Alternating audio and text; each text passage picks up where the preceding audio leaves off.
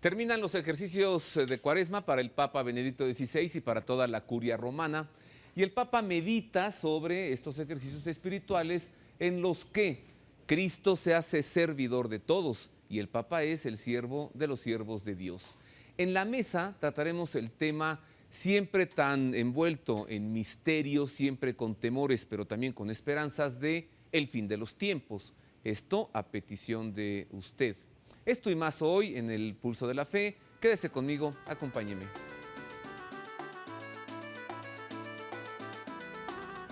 Le saludo con afecto y le agradezco que esté con nosotros. Sea usted bienvenido al Pulso de la Fe. En efecto, ese es el tema central de hoy, el fin de los tiempos.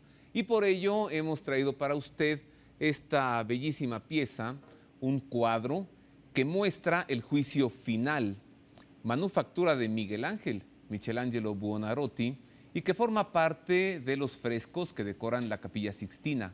A manera de retablo principal, ahí están estos frescos que muestran a Cristo al centro en una actitud de descargar el juicio sobre la humanidad y alrededor pues las figuras de los condenados hacia abajo de la imagen y los salvados hacia el cielo.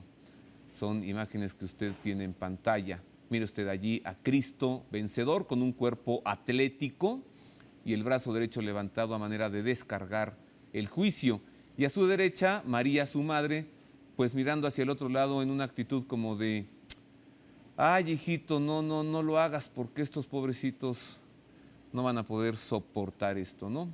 Así que con estas imágenes del juicio final de Michelangelo Buonarroti, que nos acompañarán durante el programa, damos inicio al tratamiento de este tema, los temores y la esperanza en el fin de los tiempos. Para ello recibo con afecto al licenciado José Alberto Villasana. Él es licenciado en Teología por la Universidad Gregoriana de Roma, también cuenta con licenciatura por el Instituto Angelicum de Roma, es escritor de varios libros, Premio Nacional de Periodismo en 3 años en México. José Alberto, bienvenido. Muchas gracias por la invitación, Roberto. Gracias a ti, además compañero nuestro en Proyecto 40, pues presentas cada semana la cápsula sobre la plata, hablando en plata. ¿Qué días es? ¿Los jueves? Los martes, después del noticiero de la noche. Bueno, ese es el tema. Hablaremos sobre algo que siempre pues da temor, pero también da esperanza. Así es. Pero antes, José Alberto, veamos esta idea que ha propuesto el Papa que me parece sensacional. A ver, ¿tú qué opinas? Dice, para esta Cuaresma ayunemos. Sí, muy bien. Pero ayunemos también de imágenes y ayunemos de ese ruido que nos impide escuchar la palabra, que es la palabra de Dios.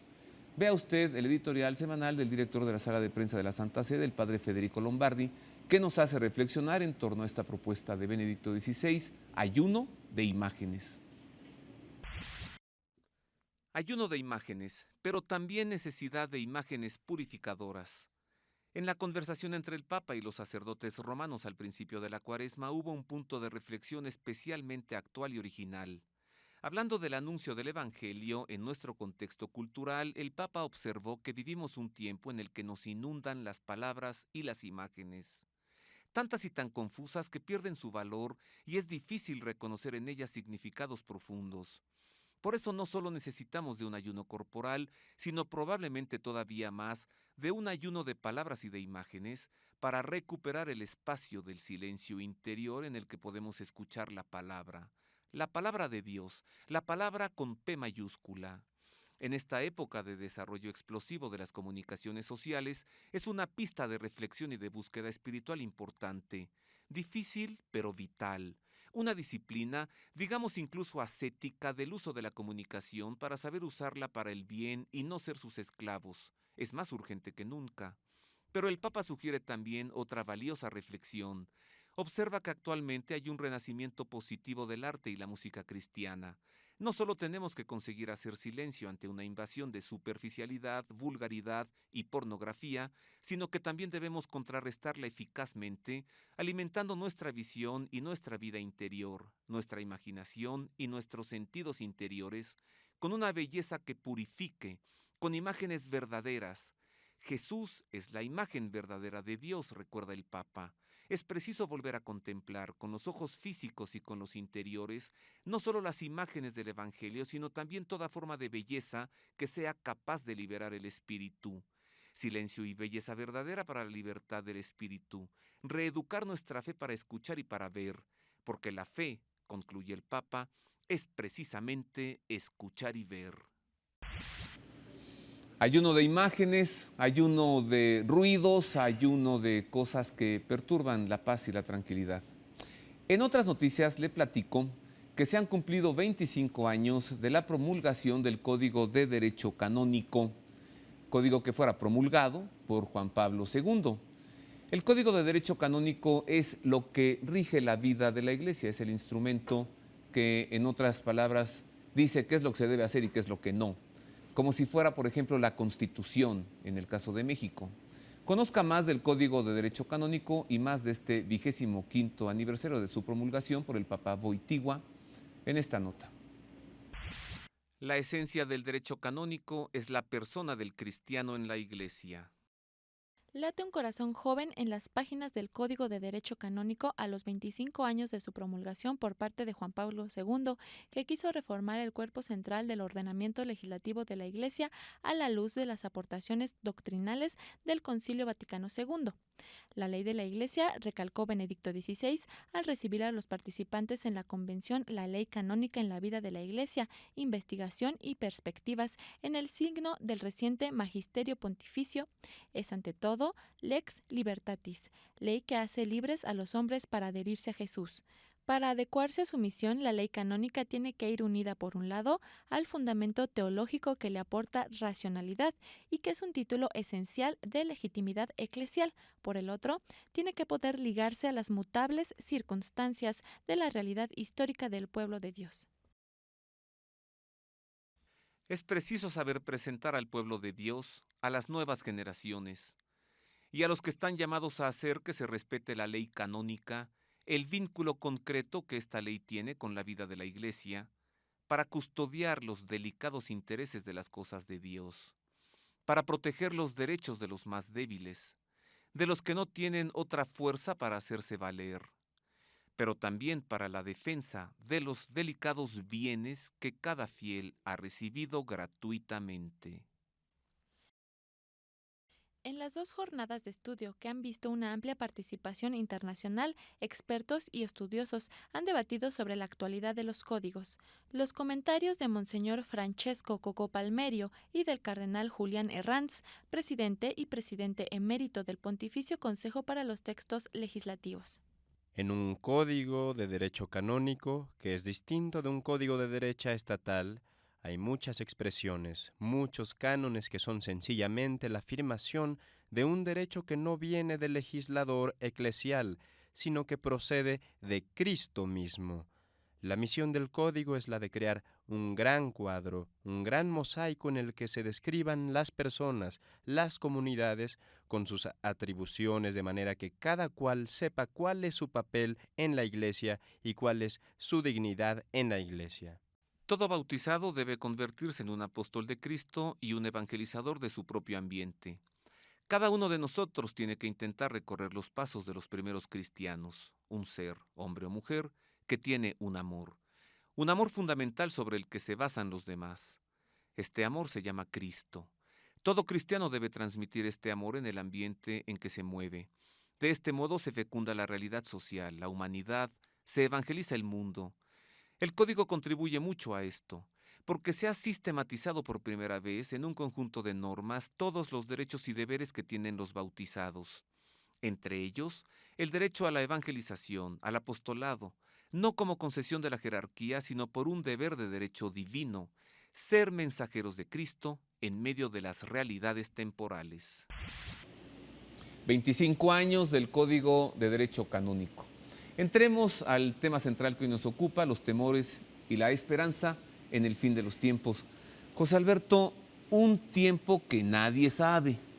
Dijo Jesús, ni siquiera yo, dijo hace 2000 años. Eso solo lo sabe el Padre, ¿no? Y esta expresión de él como que me parece que ha servido de pretexto para algunos a no querer hablar del tema, como si fuese un filtro, ¿no? Como nadie sabe el día de la hora, entonces mejor no hablemos de eso. ¿Para qué me hablas de esto? Ajá. Claro. Bueno, efectivamente, el tiempo cronológico de la fecha y la hora en que los acontecimientos se van a dar, pues nadie lo sabe, ni siquiera Jesucristo lo sabía. Pero el tiempo como kairos, es decir, como tiempo de gracia, por supuesto que no solamente hay la posibilidad, sino la obligación, por invitación del mismo Cristo, escudriñar los signos de los tiempos, estar atentos a los signos de los tiempos. Es ahí donde vamos viendo en la historia cuánto nos vamos acercando a ese periodo y al periodo que estamos viviendo ya. Ese periodo, ¿cómo lo defines? Vamos, haznos una especie de recorrido cronológico. La plenitud de los tiempos, por ejemplo, empezó hace 2000 años con la Navidad. La plenitud de los tiempos es el momento de la encarnación del Hijo de Dios, es ahí la plenitud de los tiempos. Y comienza ahí el tiempo de la Iglesia y de las naciones, que es el que estamos viviendo. Ahora bien, los profetas del Antiguo Testamento, 600, 800 años antes de Cristo, habían predicho que habría un castigo al pueblo de Israel por haber rechazado al Mesías. Y ese castigo sucede en el año 70, cuando el emperador Tito Flavio Vespasiano invade Israel, destruye el templo y manda a todos los judíos a la diáspora por todo el mundo. Y durante casi 2000 años están ellos, 1500 años, sin territorio. Sin territorio, exactamente. Ahora, esos mismos profetas predicen que al final de los tiempos congregaré a mi pueblo de entre las naciones y los reunificaré nuevamente en la tierra prometida. Esa profecía, que da inicio a los últimos tiempos, sucede en mayo de 1948, cuando se funda el Estado de Israel. A partir de ahí, querámoslo o no, estamos viviendo los últimos tiempos, así le llaman los profetas. ¿Qué falta? ¿Qué viene por delante? Viene la conclusión de estos últimos tiempos que estamos viviendo con los 7 años de la gran tribulación y la parusía, el retorno de Cristo. El problema está que prevalece en casi todos los autores cristianos, católicos, ortodoxos, etcétera, es que confunden este fin de los tiempos con el fin del mundo. Claro. O la parusía, el retorno de Cristo, lo confunden con el juicio universal, el fin del mundo, cuando no es así. Es decir, hay 3 venidas de Cristo. Su primera venida, como tú mencionas, en la encarnación. En la Navidad. En la Navidad. La segunda venida, o también llamada venida intermedia, que es su parusía, en el cual él viene a derrotar al anticristo, nos dice San Juan en el Apocalipsis, y a suprimir el mal y a inaugurar su reino en el mundo.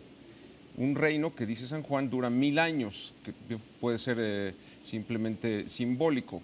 Al final de ese largo tiempo del reino de Dios en la tierra, viene ahora sí el fin del mundo y el juicio final, la tercera venida y última de Cristo. A ver, vivimos el tiempo de los profetas, aquellos tiempos proféticos que buena cuenta dan de ello el Antiguo Testamento. Exactamente. Terminan los tiempos proféticos con el último profeta, Juan el Bautista. Juan el Bautista. Inicia el tiempo mesiánico con Así la es. venida del Mesías, Cristo. La parusía está pendiente, nos hablabas por tú, ocurrir. Para vencer al anticristo. Y vendría después de ello la tercera parte, que es el reino, es decir, el reino de Cristo, que lleva a cumplimiento todas las profecías, tanto del Antiguo como del Nuevo Testamento. Ese reino es en este mundo, es en esta tierra. A María simplemente el ángel le dice: bendita tú entre las mujeres, darás a luz un hijo, a quien pondrás por nombre Jesús, etc. Él será rey, reinará sobre la casa de Jacob por siempre. Lo mismo cuando Pilato le pregunta a Cristo antes de la crucifixión, le dice: ¿tú eres rey? Y Cristo le dice: sí, para eso he venido al mundo. Y finalmente, pues tenemos todos los profetas hablan de ese tiempo en que Dios regirá al orbe con justicia y las naciones con rectitud. Eso no se ha dado aún. O sea, Dios hoy día no rige el mundo, no rige las naciones, no hay justicia divina. Ese periodo del reino de Dios en el mundo que lleva a cumplimiento todas las promesas tanto del Antiguo como del Nuevo Testamento. Y es al final de ese largo periodo del reino de Dios en la tierra que culmina con el fin del mundo y el juicio universal. Ahora bien, antes del retorno de Cristo, de la segunda venida, el de la parusía, hay la gran batalla entre el bien y el mal, es decir, hay unas de estas fuerzas del príncipe de este mundo que están impidiendo El demonio. que llegue ese momento, así es, que llegue el reino de Cristo. Están pues tratando de arruinar la civilización humana, están tratando de que el mal prevalezca, porque lo dijo en alguna audiencia el Papa Juan Pablo II, dice: el incremento de la violencia y la injusticia en el mundo es fruto de un Satanás que sabe que no le queda mucho tiempo y por ello está actuando con gran furia. Entonces, para empezar, no sabemos cuándo, este periodo de esta batalla final y decisiva entre el bien y el mal, que son los 7 años de la gran tribulación. Prepárese, ¿eh? Le decía que han terminado los ejercicios espirituales de Cuaresma para el Papa y para la Curia Romana. Apenas acaban de terminar el domingo de la semana pasada y yo le presentaré una entrevista con el predicador de estos ejercicios espirituales. ¿De qué le predicó al Papa y a toda la Curia Romana? ¿De qué les habló? Con esto venimos y con más.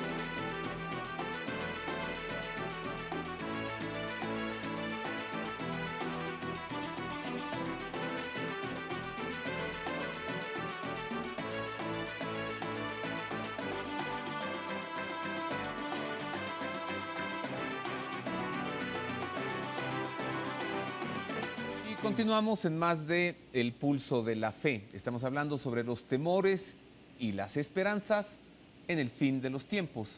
Antes de continuar platicando en esta mesa con José Alberto Villasana, teólogo por la Universidad Gregoriana de Roma, le presento la siguiente nota que nos envía el Centro Televisivo Vaticano. Maravillosa, pues incluye una entrevista con el cardenal Albert Van Hoyen, quien en este año ha sido el predicador para los ejercicios espirituales del Papa y de la Curia Romana. Él nos platica en qué han consistido las meditaciones para esta Cuaresma. Una reflexión sobre el sacerdocio de Cristo, sobre su forma de ser digno de confianza y misericordioso, cualidad esta última que en Cristo está fuertemente imbuida de humanidad. Son algunos de los puntos sobre los que el cardenal jesuita Albert Van Hoye, antiguo secretario de la Pontificia Comisión Bíblica, ha basado sus meditaciones, propuestas al Papa y a la Curia Romana durante la semana de ejercicios espirituales de la Cuaresma. Durante el tradicional descanso meditativo de este periodo litúrgico, Benedicto XVI y sus más estrechos colaboradores han sido invitados por cardenal Van Hoyen a detenerse sobre los aspectos del sacerdocio por excelencia, el de Cristo, y sobre el estrecho vínculo espiritual que tiene con el sacerdocio ministerial. Una meditación especialmente sobre el sacerdocio de Cristo, que es muy útil porque habitualmente la gente sigue con una idea de sacerdocio según el Antiguo Testamento, cuando el sacerdocio de Cristo es muy distinto. El sacerdocio de Cristo es existencial, se manifestó en su propia vida, en el sufrimiento y en la muerte, y por eso es un sacerdocio muy distinto que nos enseña a poner también nosotros en nuestra vida la relación con Dios, la ofrenda a Dios, la bienvenida al amor que viene del Padre. La gloria de Cristo, afirmó el predicador de los ejercicios en la capilla Redemptoris Mater en el Vaticano, no es la gloria de un ser ambicioso o satisfecho de sus propias empresas, ni es la gloria de un guerrero que haya derrotado a sus enemigos con la fuerza de las armas. La suya es la gloria del amor, de quien sabe que ha amado hasta el fin y que ha restablecido, añadió el purpurado, un puente entre el hombre y ese Dios olvidado demasiado a menudo. Naturalmente, la relación entre el sacerdocio de Cristo y el sacerdocio en la Iglesia es muy fuerte, especialmente en lo que atañe al sacerdocio ministerial. Por ejemplo, la carta a los Hebreos dice que las dos cualidades de Cristo, como sumo y eterno sacerdote, son las del ser digno de confianza por su relación con Dios y por ser misericordioso en las relaciones con los hombres. Por eso son dos aspectos de la mediación sacerdotal que deben estar presentes en el ministerio pastoral y que son esenciales para este ministerio. El Dios de la Biblia no es un Dios mudo, observó en una de sus meditaciones el cardenal Van Hoye. Es un Dios que habla a los hombres para entrar en comunicación, en comunión con ellos. Una voluntad de comunicación que se manifiesta de modo patente cuando el Señor habla a Moisés en la zarza ardiente. Pero entonces, como hoy, afirma el cardenal Van Hoye, la escucha de la palabra de Dios necesita dos condiciones inalienables: la disponibilidad y el silencio. El ejemplo que el Santo Padre da a toda la Iglesia y la Curia Romana con el Santo Padre llama la atención sobre la necesidad de aceptar momentos de soledad para el recogimiento, para recibir la palabra de Dios, porque la palabra de Dios no se puede escuchar en el ruido del mundo de hoy. Es necesario tomar un poco de distancia para recibir en el silencio, en el recogimiento, lo que el Señor quiere decir ahora en nuestra condición actual. El cardenal Albert Van Hoyen, predicador en este año, quien les ha dirigido los ejercicios espirituales al Papa y a toda la Curia Romana. Ya ve usted, centradas las meditaciones en el sacerdocio de Cristo, en un sacerdote que se humilla, a diferencia de aquellos sumos sacerdotes, Anás y Caifás, que se sentían, la divina garza, ¿no? Como dicen, bordados con hilo de oro y con hilo de plata, a mano. Además, a partir de Cristo el sacerdocio es de servicio. Uno de los títulos, por ejemplo, del Romano Pontífice es siervo de los siervos de Dios. A partir de Cristo el sacerdote es el servidor de todos. Continuamos con el tema de los temores y la esperanza en el fin de los tiempos. Sigo platicando con el licenciado José Alberto Villasana, licenciatura en Filosofía por el Instituto Angelicum de Roma y de Teología por la Universidad Gregoriana de Roma. José Alberto, este libro, tu último escrito hasta ahora, ¿el número qué? 11. Oye, 11 libros, ¿verdad? Sí. Ya escribes libros más rápido que revistas. Sí. ¿Y qué se llama? Lo pongo aquí para que la cámara nos lo muestre. Catejon, el que retrasa la manifestación pública del anticristo. Tema muy relacionado con lo que estamos platicando. Háblanos un poco del catejon y del anticristo. Se relaciona, bueno, ¿qué quiere decir catejon? En griego quiere decir obstáculo. Y aparece esa palabra en la segunda carta de San Pablo a los tesalonicenses. Y él les dice una cosa muy interesante. Está hablando de la apostasía que se tiene que dar antes del retorno de Cristo, antes de la parusía. Y está hablando del anticristo. Entonces él les dice, tan pronto sea removido aquel que lo retiene, aquel que retrasa, aquel obstáculo, entonces se manifestará el impío, el anticristo. Es decir, San Pablo les da a conocer que hay alguien que está retrasando o retardando, reteniendo esa manifestación pública de este personaje que San Juan le llama el anticristo o el impío o el hombre de pecado o el hombre sin ley, el anumos. Sí. Entonces, eso es a lo que se refiere pues es un estudio de lo que han dicho los santos padres, lo que han dicho los teólogos a lo largo de los siglos sobre las diversas posturas de quién puede ser este retenedor, este catejon. Como dice aquí atrás en la cuarta de Forros, una de las profecías más reveladoras del apóstol San Pablo es la que se refiere a un obstáculo, Así en es. griego katejon, Katejon. que debe ser removido para que pueda manifestarse públicamente el anticristo. Y más adelante dice, casi 20 siglos después de San Pablo, el Papa San Pío X tuvo una revelación especial. La voy a leer. Sí, Y cómo nos no. hablas de ello, ¿no? Porque, bueno, Sí. fue Papa y es santo, Y es santo, es San Pío X. un Entonces gran la santo. fuente no acepta discusiones. Dice, he tenido una visión terrible. No sé si seré yo o uno de mis sucesores, pero vi a un papa huyendo de Roma entre los cadáveres de sus hermanos. Él se refugiará incógnito en alguna parte y después de breve tiempo morirá una muerte cruel. Esto no ha sucedido todavía. Esto no ha sucedido aún y además coincide, si te fijas, casi textualmente con la visión que tienen los tres pastores de Fátima en 1917. Ellos también hablan, dicen ellos, que vimos a un obispo vestido de blanco huir de una ciudad en ruinas sobre los cadáveres de muchos sacerdotes laicos, ¿no? Subir una montaña y a los pies de una cruz sufrir una muerte cruel de flecha y espadas, dicen los niños. Coincides casi textualmente con esta otra revelación que tuvo el Papa San Pío X en 1909. Pero ¿por qué tú pones, por qué citas esta visión del Papa San Pío X en tu libro, Katejon, que habla sobre el fin de los tiempos y el anticristo? Buena pregunta. ¿Acaso tú relacionas? Yo lo que establezco ahí es una hipótesis, precisamente, de que el Katejon al que se refiere San Pablo pudiera ser este Papa, que además no solamente es San Pío X y es las revelaciones de Fátima, hay otras muchas que yo cito, revelaciones privadas, me parece que 14 o 15 citas, pongo yo, de otros santos y otros místicos, en donde también tuvieron esta revelación de esto que va a suceder, es decir, un papa que tiene que huir de Roma en medio de una masacre, de una revuelta, para no ser muerto, y que durante esta esconderse en catacumbas para no sufrir la muerte, es donde se da la gran prueba de la Iglesia, de la que habla el Magisterio, el Catecismo de la Iglesia Católica,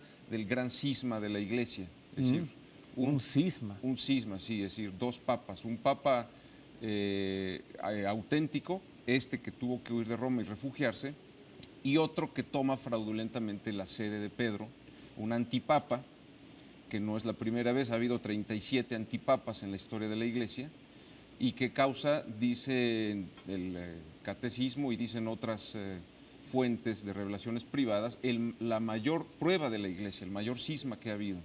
A ver, José Alberto, cuando el Papa tuvo que salir de Roma y radicar en Aviñón, Francia, y después algunos sucesores, ¿no tendrá referencia a la visión de San Pío X a un momento No. ya sucedido, por ejemplo, Aviñón? No, primero porque es previo. Segundo, porque es decir, las revelaciones, estas de las que estamos hablando, fueron después del cisma de Aviñón.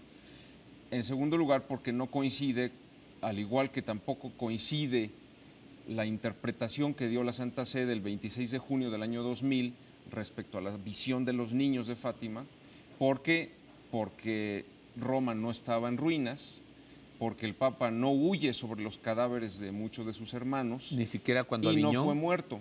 Ajá. No fue muerto el Papa. Bueno, tú estás hablando del atentado a Juan Pablo II el 13 de mayo. Así es, pero tampoco coincide con el cisma de Aviñón y con otros cismas que ha habido.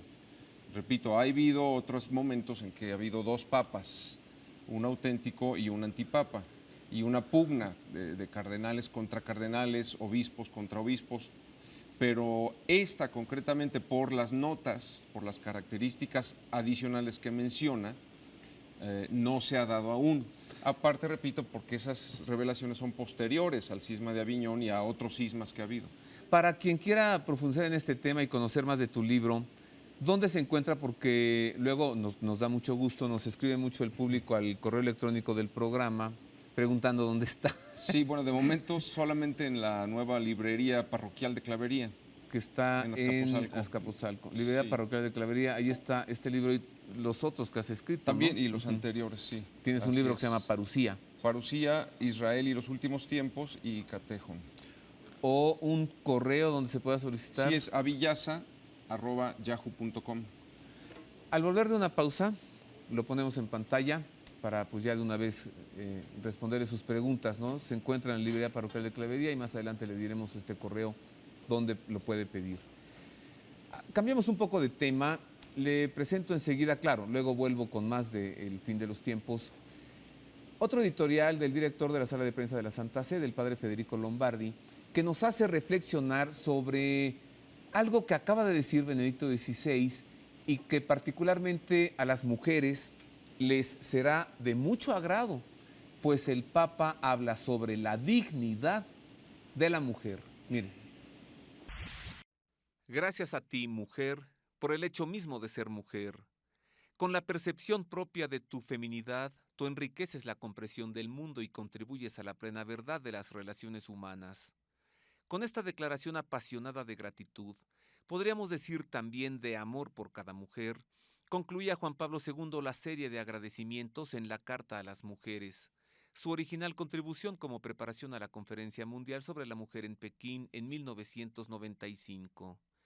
Es justo volver a tener en la mano estas páginas junto con la Carta sobre la Dignidad y la Vocación de la Mujer de 1988, del que se cumplen precisamente 20 años, documento original y también intenso, no tanto un tratado como una meditación, como dijo el mismo Papa, una relectura a lo femenino de la Biblia, como lo ha definido actualmente un comentarista. Benedicto XVI, hablando al reciente Congreso sobre Mujer y Hombre, lo humano en su integridad, ha puesto de manifiesto la evidente actualidad del tema, ya que la relación hombre-mujer, en su perspectiva, especificidad, reciprocidad y complementariedad, constituye por sí mismo un punto central en la cuestión antropológica tan decisiva en la cultura contemporánea y finalmente en todas las culturas.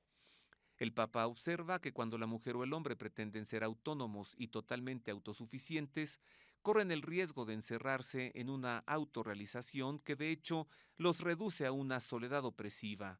Por eso es importante que los progresos de la ciencia y el dato de las actuales sensibilidades culturales sigan integrándose en la perspectiva del designio de Dios que ha creado al ser humano, hombre y mujer.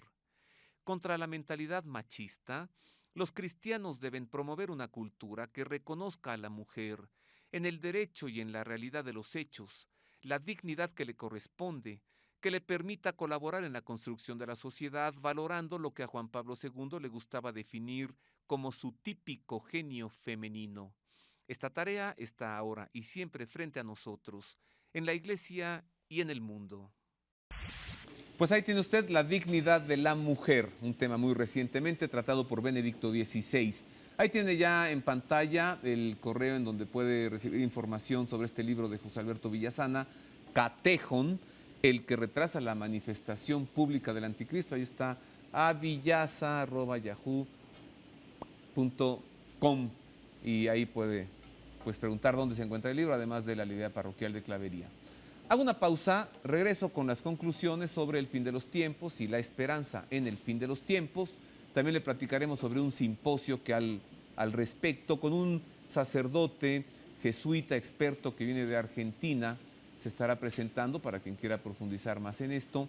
Y vuelvo también con la audiencia del miércoles de esta semana, presidida por el Papa, claro, en la que ha hablado sobre San Agustín. Y por supuesto, regresamos para entregarle a usted la bendición apostólica. Esto y más de una pausa breve.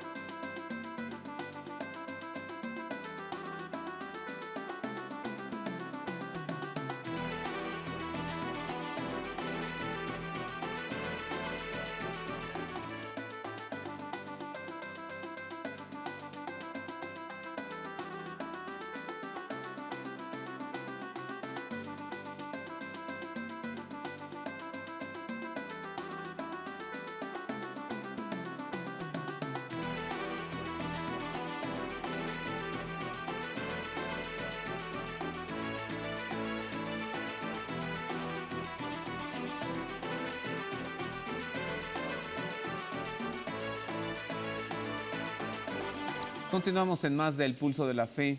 En efecto, como decía esa numeralia que usted ha visto en pantalla, a ver si estamos correctos, José Alberto. El fin de los tiempos, como se conocen, tendrá lugar luego de la gran tribulación y en la parucía con el retorno de Cristo a la tierra. Bueno, sí, ampliamente, pero con la salvedad que yo decía de que el fin de los tiempos los estamos viviendo ya, a partir de mayo del 1948. Con el retorno del pueblo judío. La refundación del Estado de Israel. Ahí comienzan los últimos tiempos propiamente. Bueno, ahora, ¿cuánto tiempo puede llevarse esto del fin de los tiempos? Tú nos hablabas de una gran tribulación, de un retorno de Cristo, del personaje el anticristo. Así es, sí. ¿Qué sí, vendría? bueno, no hace falta ser un gran sabio para decir que cada día que pasa nos estamos acercando más allí, pero hay varios elementos adicionales, signos de los tiempos, que nos sugieren que todo esto es ya inminente. Por ejemplo, el cada vez más cercano colapso financiero.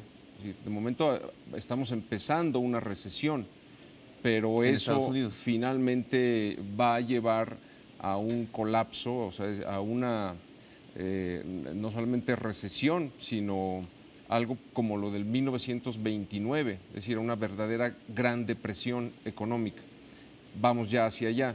El conflicto en Palestina y Medio Oriente, con Irán, con Siria, todo esto también está ya creando todo el escenario donde se va a empezar a desarrollar esto.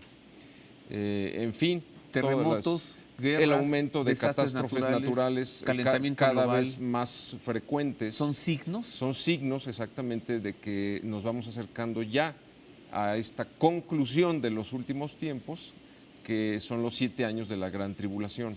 Mira, no me parece nada ocioso que se platique de estos temas. El mismo Jesucristo varias veces nos alertó y nos comprometió diciendo, estén atentos, velen y oren. Así es. Cuando así vean, ¿no? Y da varios signos que estas cosas comienzan a suceden. suceder, exactamente, preparados. Él no dijo, dichosos los despreocupados, porque de ellos es el reino de los cielos. No, dijo, escudriñar, estar atentos a los signos de los tiempos. Este tema siempre es interesante, creo que nunca queda por terminarse su tratamiento, hay mucho de misterio. Misterio no me refiero a que sea oculto, sino misterio porque va más allá de nuestra capacidad humana de razonarlo. Así Pero es. como siempre es interesante, yo te propongo que hagamos una segunda parte de este tema. Que nos Correcto, hagas ¿cómo no? favor de traer a este sacerdote, ¿cómo se llama él? Sí, él es Alfredo Sainz, es un teólogo especializado en Sagrada Escritura, argentino, y va a venir a México en próximos días porque va a haber un simposio sobre las esperanzas y temores de los últimos tiempos, que va a ser en Guadalajara, en Monterrey y aquí en el DF. ¿Qué días? Y él está invitado. En Guadalajara va a ser el 7 de marzo. Esto va a ser en la Hacienda La Providencia. No sé si pueda dar yo el teléfono por si alguien se Pues interesa. bueno, hombre, pues En Guadalajara es el como 36. dicen, más información, Sí. más mejor. 36 33 7915. ¿Otra vez? 36 33 7915. Eso en Guadalajara. Guadalajara, sí. En Monterrey va a ser el 4 de marzo. Ahí, esto va a ser en el edificio Convex. El teléfono ahí es el 83 33 7723. Y en el DF va a ser el miércoles 5 de marzo, que va a ser en el Teatro Monte de Piedad. El teléfono aquí es el 5147 9469. Ciudad de México el 5 de marzo. Así es. Teatro Monte de Piedad. Monte de Piedad, sí. Entonces va a venir este doctor en Sagrada Escritura, especialista, autor de casi 60 libros sobre el tema de los últimos tiempos, El padre Pedro Sáenz. el padre Alfredo Sáenz. Alfredo Sáenz. Y va a estar el licenciado López Padilla, Luis Eduardo, que ha sido autor de más de 20 libros sobre el tema de últimos tiempos y Apocalipsis, y un servidor también. Ah, tú también. Sí. Bueno, además de este simposio, ¿por qué no la próxima semana, para entregar a nuestro público más de este tema, te traes aquí al padre Alfredo Sáenz, ¿Cómo no? aquí a Proyecto 40, te traes a Luis Eduardo López Padilla, Muy vienes bien, tú, excelente. ¿no? Y seguimos hablando de esto a ver qué el padre Alfredo Sáenz, autor de Más de ¿cuántos? 60 libros 60 sí, libros. sobre esos ¿Nos temas. puede Y decir sobre esto? el mismo cardenal Ratzinger, actual Benedicto XVI, prologa uno de los libros que se llama Los últimos tiempos y 6 autores modernos. Y luego pues vienen citas muy interesantes, ¿no? Que si hay tiempo luego podemos leer ¿Sí hay? A ver, dinos. Bueno, está por ejemplo muy llamativa de Papa Pío XI. Dice, parece ser el comienzo de los dolores que ha de traer al hombre de pecado, el anticristo. Asalta la idea de que se acercan los tiempos anunciados por nuestro Señor. El cardenal Karol Wojtyla, en 1976, dice, estamos ante la lucha final entre la iglesia y la antiiglesia, entre el evangelio y el antievangelio. Es una lucha que descansa dentro de los planes de la divina providencia. Y uno recientísimo que hace 2 meses pronunció el cardenal Iván Díaz El de Bombay, arzobispo de Bombay. Así es, él es prefecto de la Congregación para la Evangelización de los Pueblos y lo manda el Papa a Lourdes a celebrar el 150 aniversario de las apariciones y dice, después de las apariciones de Lourdes, la Virgen ha pedido oraciones y penitencias por la conversión de los pecadores, porque preveía la ruina espiritual de ciertos países, los sufrimientos, el debilitamiento general de la fe cristiana, las dificultades de la Iglesia, la venida del anticristo y sus tentativas para sustituir a Dios en la vida de los hombres. Intentos que a pesar de sus éxitos resplandecientes están destinados sin embargo al fracaso. ¿Cuál es el perfil del anticristo? El anticristo, no una contrariamente bestia, a lo no que un plantean monstruo, ¿no? muchas películas y muchos cuadros, no es un ser violento, despiadado, tipo Nerón, tipo Hitler, al contrario, el sentido de la palabra anticristo en griego que usa San Juan es el que suplanta a Cristo. Es decir, eres un hombre carismático, bondadoso, aparentemente un líder que va a solucionar muchos problemas humanos como la guerra, el colapso financiero, el hambre.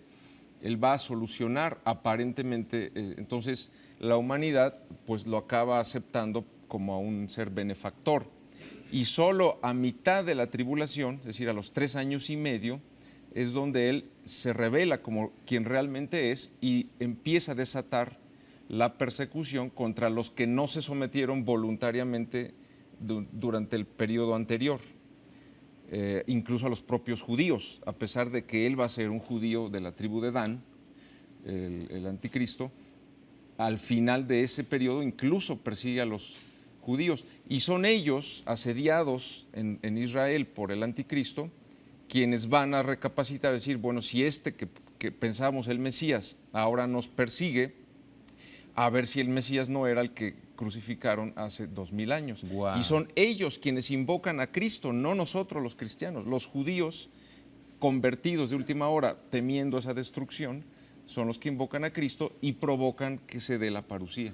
Bueno, más de esto el próximo domingo, ¿eh? Pues si nos Bueno, invitan y siempre nos aguantan. Los finales se ponen muy buenos. Entonces, más de esto el próximo domingo. Vienes tú, viene Luis Eduardo López Padilla y viene el padre. ¿Cómo no lo invitamos? Sí. Bueno, pasemos a otro tema. Muchas gracias, José Alberto. Al contrario, gracias por la Mil invitación. gracias. El Papa dijo que el infierno existe.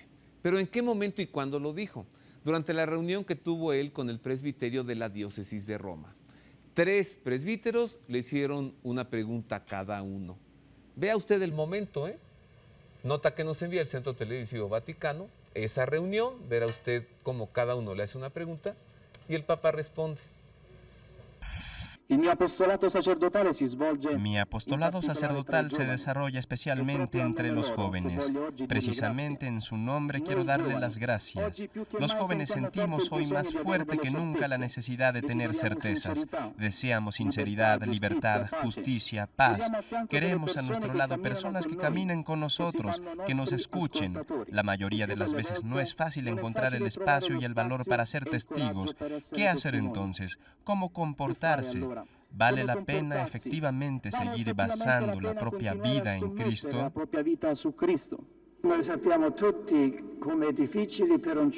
Todos sabemos lo difícil que es para un joven de hoy vivir como cristiano. El contexto cultural, el contexto mediático ofrece algo totalmente distinto al camino hacia Cristo. Parece que se hace imposible ver a Cristo como centro de la vida y vivir la vida como Jesús nos enseña. Sin embargo, me parece también que muchos sienten cada vez más la insuficiencia de estas ofertas, de este estilo de vida que al final nos deja vacíos. Como usted ha dicho, la sinceridad es fundamental. Los jóvenes han de notar que no decimos palabras que no vivimos nosotros mismos, sino que hablamos porque hemos encontrado e intentamos encontrar todos los días de nuevo la verdad como verdad para mi vida. Lo repito, hoy esta es la gran regla fundamental, no solo para la Cuaresma, sino para toda la vida cristiana: elegir la vida. Hay sed de Dios. He recibido hace poco tiempo la visita ad limina de los obispos de un país donde más del 50% se declara ateo o agnóstico. Pero me dijeron, en realidad tienen sed de Dios. Esta necesidad existe en lo oculto. Por eso empecemos primero nosotros, con los jóvenes que podamos encontrar. Formemos comunidades en las que se refleje la Iglesia. Aprendamos la amistad con Jesús. Y así, llenos de esta alegría y de esta experiencia, podremos también nosotros hacer presente a Dios en este mundo nuestro. Creo que todos nos damos cuenta de que vivimos cada vez más inmersos en un mundo culturalmente hinchado por las palabras, a veces hasta carentes de significado, que desorientan el corazón humano hasta el punto de volverlo sordo a la palabra de verdad, confundida totalmente en la selva de imágenes ambiguas y efímeras con las que somos bombardeados todos los días. Entonces, ¿qué espacio dar a la educación en la fe, a este binomio de palabra que comprender e imagen que contemplar?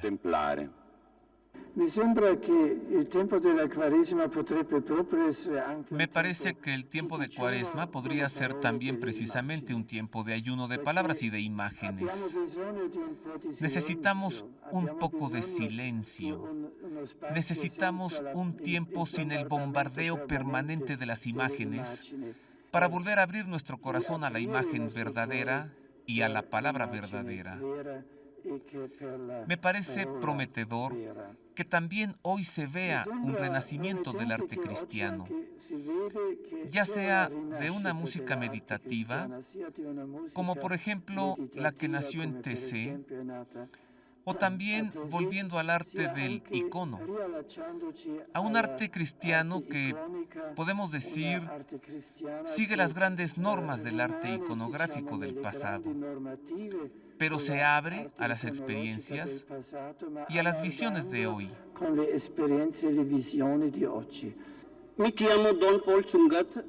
Me llamo Paul Chungat de la India, actualmente vicario de la parroquia de San José en Valle Aurelia.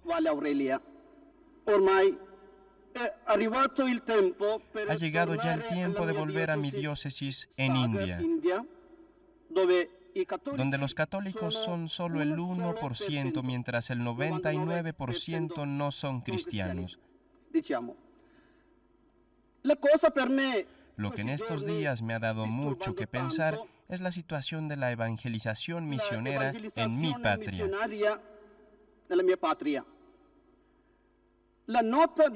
En la reciente nota de la Congregación para la Doctrina de la Fe hay algunas palabras difíciles de comprender en el campo del diálogo interreligioso.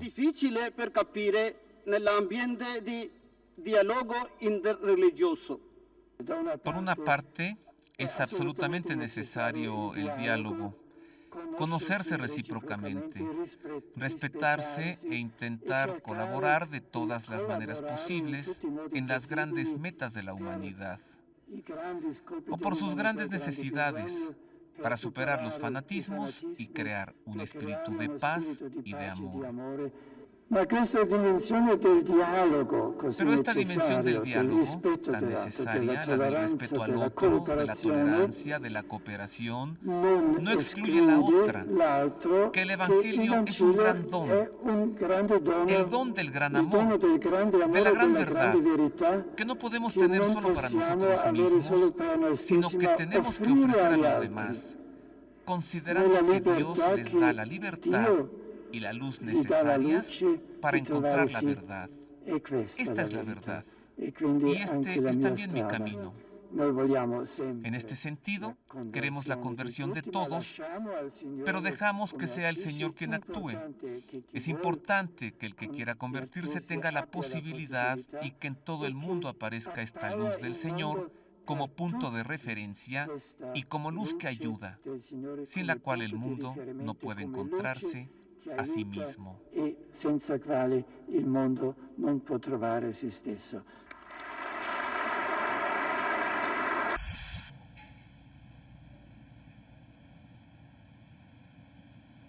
Y continuamos en más del Pulso de la Fe. ¿Qué tal la nota del Papa durante su encuentro con el presbiterio de la diócesis de Roma? Pasemos a la audiencia general, presidida el miércoles de esta semana por el Papa Benedicto XVI. Él continúa entregándonos catequesis cada miércoles, ahora centrado en la figura del gran San Agustín, obispo de Hipona. Al término de la audiencia general, como siempre, el Santo Padre impartió la bendición apostólica que a través de esta pantalla de Proyecto 40 llega hasta usted. Queridos hermanos y hermanas, continuamos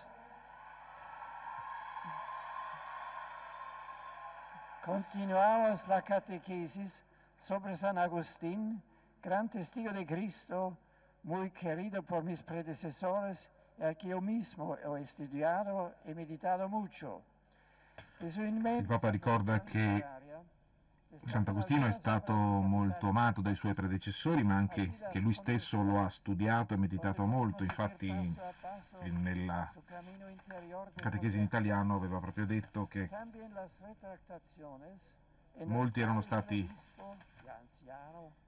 gli ammiratori, molti fratelli ai quali queste opere piacciono, aveva detto lo stesso Sant'Agostino, commentando le proprie opere, e il Papa ha aggiunto: e io sono uno di questi fratelli.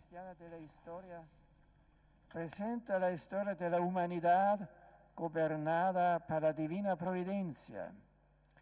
En De Trinitate tratta sobre il principal nucleo della fe cristiana.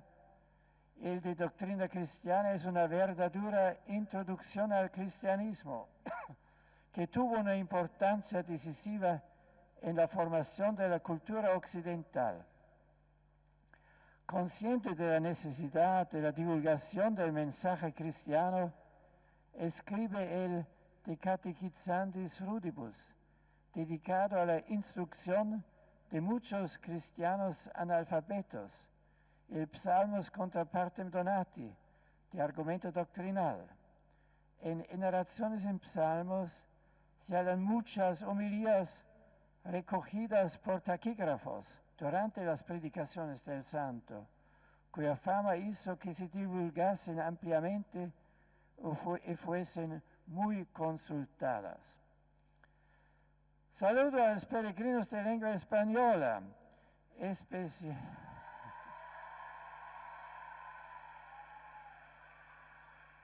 especialmente a las hijas de María Auxiliadora y a los estudiantes del Colegio Mater Salvatores y Nuestra Señora del Huerto, que en esta Cuaresma el ejemplo de San Agustín, la lectura de sus obras, su mensaje o su camino interior os ayuden a un encuentro personal con Jesucristo que cambie totalmente nuestras vidas. Muchas gracias. Benedicat vos omnipotens Deus, Pater et Filius et Spiritus Sanctus.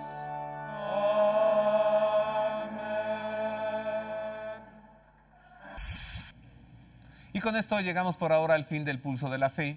Agradecemos infinitamente que haya estado con nosotros. Le deseamos que tenga una feliz semana y le espero aquí el próximo domingo con la segunda parte de los temores y la esperanza en el fin de los tiempos.